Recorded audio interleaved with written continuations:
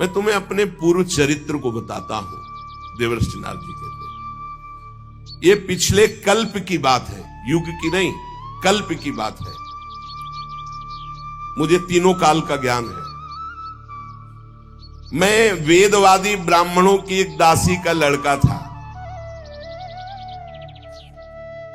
ये पहले बहुत सुंदर गंधर्व थे, उपबर्हण, जो देवर्षि नारद जी अपनी कथा सुना रहे कि मैं पूर्व जन्म में दासी पुत्र था, उसके पहले उपबर्हण नाम के गंधर्व थे और बहुत ही सुंदर थे। इनको इतना सब पसंद करते थे, चाहे कोई भी हो, कि इनका दर्शन करना, इनसे संभाषण करना। चित्ररथ गंधर्व ने 50 दिव्य सुंदर अपनी पुत्रियों को, उपबर्हण को ब्याहा था। बड़े ही सुंदर थे ये। एक बार ब्रह्मा जी ने भी इनको अपनी सभा में गाने के लिए बुलाया, उपबर्हण को भगवान का यश गाने के लिए। अब ये उस सभा में तो गए, बहुत रूपवान थे, जो देखे लुभायमान हो जाए।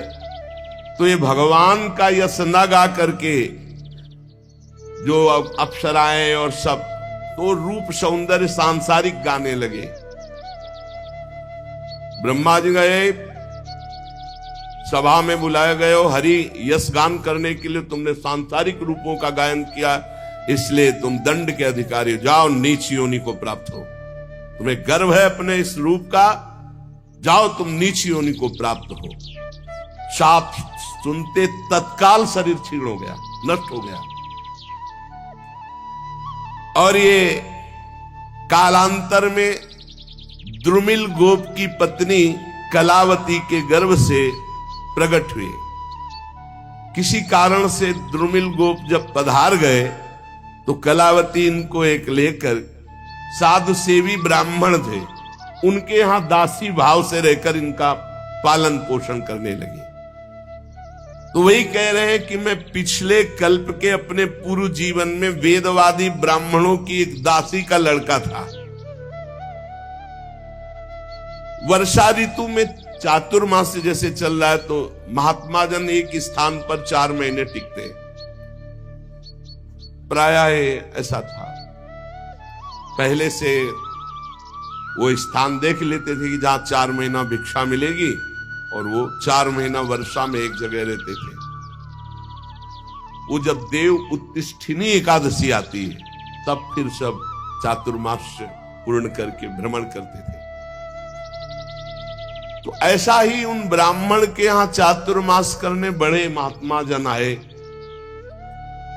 तो उन ब्राह्मण ने मुझको, मेरी बाल्यावस्था थी, देवर्षि नारद जी कह रहे, उन संतों की सेवा में नियुक्त कर दिया। देखो, संत सभा में अपराध किया, ब्रह्मा जी की सभा संत ही सभा तो है, तो नीची गति को प्राप्त हुई। अब यहां संत सेवा, तो सर्वोत्तम गति को प्राप्त होंगे। मुझे संत सेवा में नियुक्त कर दिया गया। ये बड़ा सौभाग्य होता है जब संत सेवा का अवसर मिले, उनके चरण धोने का, उनको परोस के पवाने का, उनकी जूठल पत्तल फेंकने का, उनकी पत्तल से जूठे किनका लेकर बड़ा विषय। जो भगवत प्रेमी महात्मा, ये संसारिक लोग उपहास करेंगे, न मत सुनना, ये संसार के रजोगुणी लोग नहीं जानते हैं। बातुल भूत विवश मतवारे, ये ते नहीं बोले वचन विचारे, तिनकर कहा सुने नहीं काना। अहो भाग्य, संतों का चरणामृत मिले, संतों की जूठी पत्तल से एक एक कण उठा के पाने का। आप खुद अनुभव करके देख लेना कैसा हृदय होता, रोने का मन होगा प्रभु के लिए जब संतों की जूठन मिलेगी। यद्यपि मैं बालक था, पर मैं संतों के सामने बहुत सौम्य होकर रहता, चंचलता नहीं करता। बालक था इसलिए हमारी इंद्रिय विषय भोग संबंधी कोई चेष्टा ही नहीं थी, और खेल कूद में मेरी रति नहीं थी। तो संत मुझे बहुत पसंद करते, क्योंकि शांत भाव रहना, उनकी आज्ञा में रहना, उनकी सेवा में। तो सब संत हमें सेवा देते, ए पानी ले आ, ए ऐसा। मेरा शील स्वभाव देखकर समदर्शी सब संतों ने हम पर बड़ी कृपा की। उच्छिष्ट लेपान अनुमोदितो द्विजयी सकृष्म भुंजे तदपास्त किलविषा। देख लो, मुझे संतों की जूठी पत्तल फेंकना, उनके पात्र मार्जन करना और उसमें लगा हुआ जूठन निकाल के एकत्रित करके खाना, इससे क्या हुआ? भुंजे तदपास्त किलविषा, जितने पाप थे सब भस्म हो गए। ये बड़ी बात है, ये बड़ी बात है। सब जनों को यही समझाते, जबरदस्ती आ गए, चलो संत सेवा में, चलो संत सेवा करो, चाहे आपको दोना पत्तल फेंक, कुछ भी करो। संत आ रहे हैं, आप इत्र छिड़को, संत आए उनके चरण धो, एक रुमाल से पोछो, एक उनकी आरती करो, एक चंदन लगाओ, बैठा लो, भगवान की तरह उनको पवाओ, और जब पाके चले तो उससे जूठन उठाओ, एक एक किनका उठाकर एकत्रित करके पाओ। तो कह रहे सत्कृष्ण भुंजे तदपास्त किलविषा, सारे पाप भस्म हो गए। जो बर्तनों में पात्र में लगी हुई जूठन होती उसको एकत्रित कर लेता और एकांत में उसे पाता तो भगवान के लिए रोना आता, हृदय से सारे पाप नष्ट हो गए। अब तो रोज यही सौभाग्य मिलता चातुर्मास्य भर संतों की कथा सुनना, बैठकर उनकी जूठन पाला, उनकी सेवा करना। तो मेरी भगवान श्री हरि में अपार रुचि हो गई, रुचि, पूरा जीवन व्यतीत हो जाता है। उद्देश्य श्री भगवान भले हो लेकिन रुचि भोग रहती है, रुचि संसार रहती है, रुचि भगवान में हो गई। ये संतों का जूठन, संतों के वचनामृत श्रवण का। प्यारे व्यास जी, संतों के संग में जब भगवान की लीला कथा होती तो मैं एकाग्रता पूर्वक सुनता और रोता, क्योंकि हृदय पवित्र हो रहा है। मेरी भगवान में अपार प्रीति होने लगी, भगवान में रुचि, महात्माओं की सेवा से मेरी बुद्धि भगवान में अचल हो गई। ये बहुत बड़ी बात, बुद्धि का भगवान में अचल हो जाना। अब उस बुद्धि में शुद्ध ज्ञान जागृत हुआ। बालक ही हैं अभी, ये संपूर्ण संसार असत है, ये ब्रह्म स्वरूप में कल्पित है, ये सत्य नहीं है। मैं ऐसा देखने लगा, ये बहुत ऊंची स्थिति। इस प्रकार शरद और वर्षा, इन दो ऋतुओं में तीनों समय महात्माओं का चरण धोना, महात्माओं की जूठन पाना, महात्माओं के वस्त्र धोना, उनके पास बैठकर भगवान की चर्चा सुनना, मेरे चित्त से रजोगुण तमोगुण का पूरा नाश और विशुद्ध त्रिगुणातीत भक्ति का प्रादुर्भाव हो गया। तस्यैवं मेनुरक्तस्य प्रसितस्य हतैन सह श्रद्धानस्य बालस्य दान्तस्यानुचरस्य च। मेरा संतों में बड़ा अनुराग हो गया, बड़ी प्रीति हो गई। मैं विनय पूर्वक संतों से यदि कुछ लेना है तो दैन्य, जैसे भगवान को दैन्य प्रिय से संतों से मैं विनय पूर्वक बर्ताव करता। संत जन मेरी श्रद्धा, मेरा संयम, मेरी विनम्रता, आज्ञाकारिता, ये देख करके बहुत प्रसन्न हुए।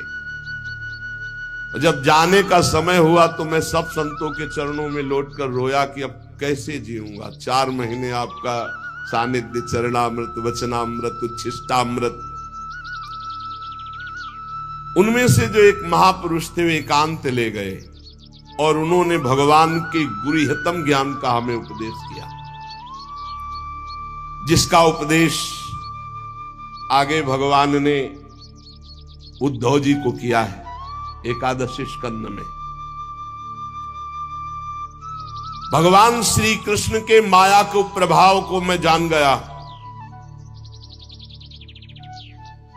अब तो कुछ अच्छा नहीं लगा। कैसे भगवान का दर्शन। सत्य संकल्प व्यास जी पुरुषोत्तम भगवान श्री कृष्ण के प्रति समस्त कर्मों को समर्पित कर देने से और निरंतर भगवान की स्मृति से तीनों तापों का नाश करने वाला शुद्ध ज्ञान प्रकट हो जाता है। वो मेरे हृदय में प्रकट हो गया। अब तो जन्म मृत्यु चक्र में डालने वाली माया का मेरे ऊपर कोई प्रभाव नहीं। बड़ी प्रसन्नता हृदय में, पराभक्ति का प्रादुर्भाव। अब प्रभु का नाम गुण स्मरण बस यही चल पड़ा। प्रभु का नाम जप रहे, प्रभु की लीला गायन कर रहे, प्रभु का स्मरण कर रहे। कभी कभी एकांत में, हे प्रभु मैं आपको नमस्कार करता हूं, हे प्राणाधार आपका कैसे साक्षात्कार होगा, ऐसे प्रार्थना करता।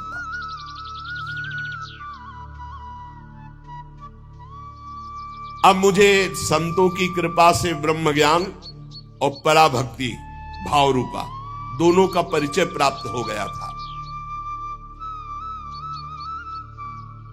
व्यास जी ने कहा, नारद जी जब वो ज्ञानोपदेश देने वाले महात्मा जन चले गए तब फिर आपने क्या किया?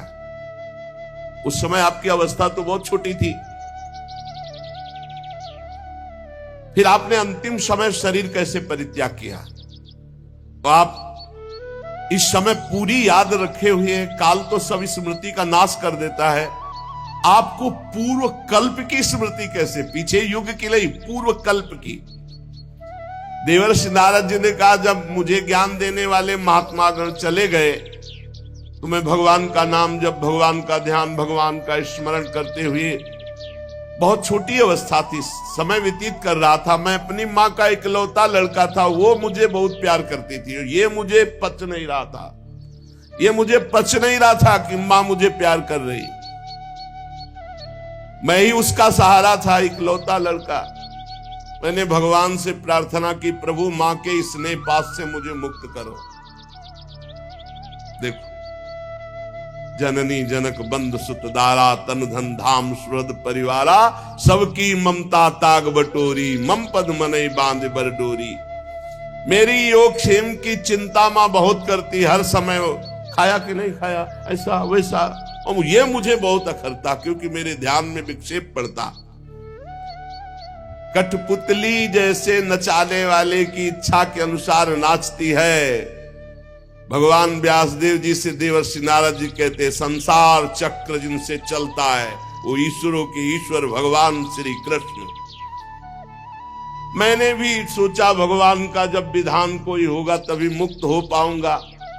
अभी 5 वर्ष की अवस्था थी, मुझे देश काल का कुछ ज्ञान नहीं था। एक दिन मुझे सूचना मिली कि मेरी माँ गौ दूहने के लिए घर से बाहर निकली थी, रास्ते में सर्प ने, काले सर्प ने डस लिया। अब सर्प का क्या दोष, पैर छू गया होगा, काल की प्रेरणा, उसने डस लिया। मां पधारी, मैंने सोचा महामंगल हो गया। ये लो, यह है भक्तों का हृदय। महामंगल में जोई जोई प्यारो करे, सोई मोहि भावे। अब तो कोई रोक टोक नहीं ना, कोई प्यार कर। भक्तों को डर किससे लगता है जानते हो? नफरत करने वालों से नहीं, प्यार करने वालों से। जो भगवान के प्रेमी जन होते हैं वो अपमान, तिरस्कार, निंदा करने वालों से कभी डरते नहीं, लेकिन प्यार करने वाले से डरते हैं। श्रद्धावान जो हो, कहीं हमारी चित्त वृत्ति इधर न चली जाए। नारद जी ने कहा, महामंगल, महामंगल, बड़ा अनुग्रह है, और चल पड़े उत्तर दिशा की ओर। बस चलते ही गए। नगर, गांव, देश, खाने, खेड़े, नदी, इन सबको पार करते हुए आगे देखा बड़ा शीतल जल, जो जलाशय विशाल है, कमल खिले हुए हैं, पक्षी कुहुक रहे, भौरे मड़रा रहे। बालक 5 वर्ष का अकेला ही इतना लंबा मार्ग तय करके, नरकट, बांस, सेठा, कुश, कीचक, ऐसे जंगल में, वहां सांप, उल्लू, सियार, भयंकर जीवों का घर, पर मुझे भय नहीं लगा क्योंकि मैंने जान लिया था कि वही होगा जो श्री कृष्ण रचे हैं। मुझे जोर से प्यास लगी थी, बालक था ही, इंद्रियां शिथिल हो गई थी, भूखा भी था।